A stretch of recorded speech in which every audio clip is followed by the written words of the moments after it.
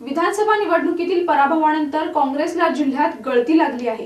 स्थानिक स्वराज्य संस्थांच्या निवडणुकीच्या तोंडावर पक्षातील नैराश्य ही गंभीर बाब म्हणावी लागेल।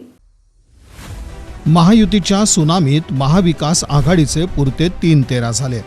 जिल्ह्यात काँग्रेसला जबर झटका बसला। पक्षाच्या पदरी पराभवाचा भोपळा पडला। यामुळे काँग्रेसमध्ये अस्वस्थता दिसून येते। दस्तूर खुद्द जिल्हाध्यक्ष म्हणवणाऱ्या धवलसिंह मोहिते पाटील यांनी आपल्या पदाचा राजीनामा दिला।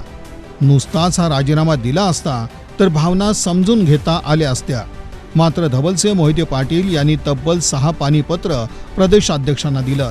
यामध्ये इथल्या नेतेगणांवर त्यांनी आरोप केलेत। दुसरं उदाहरण शंकर म्हेत्रे यांचं घेता येईल। त्यांनी आपला तालुका अध्यक्ष पदाचा राजीनामा पक्षाकडे सादर करण्याचा प्रयत्न केला, मात्र तो स्वीकारण्यात आला नाही। शंकर म्हेत्रे यांनी देखील पक्षातील गडबाजी राजकारण याविषयी आपली नाराजी बोलून दाखवली। बाबा मिस्त्री सोडून गेले। नाराज दिलीप माने कोणती भूमिका घेणार हा सुद्धा सवाल आहे।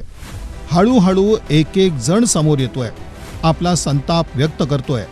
आता येणारे असे राजीनामे हे निवडणुकीतील शल्य नाही तर मनातील खदखद दाखवून देत आहेत। आता यापुढे कोणाचा नंबर लागतो हे पाहणं महत्त्वाचं आहे।